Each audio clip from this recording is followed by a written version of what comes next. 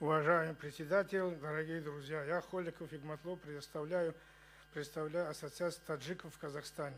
Торговля людей и положение беженцев сегодня является одним из главных проблем мирового сообщества.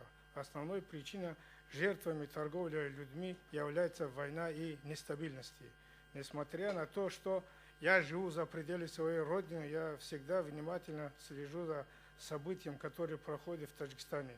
Сегодня ситуация с правами человека в Таджикистане по сравнению с 90-е годы изменилась к лучшему, благодаря усилиям правительства Таджикистана, а именно президент Республики Таджикистан, уважаемый Эмомали Рахмон. На сегодняшний день все беженцы гражданской войны из Афганистана возвращены в Таджикистан.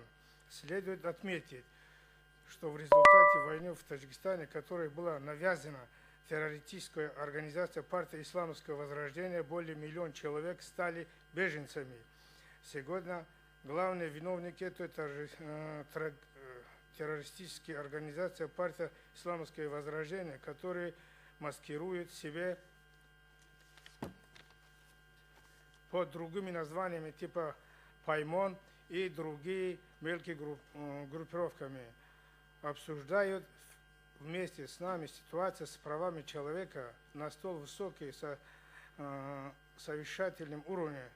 Вот до чего дошло сегодня наша с вами демократия. Удивительно, не так ли, да?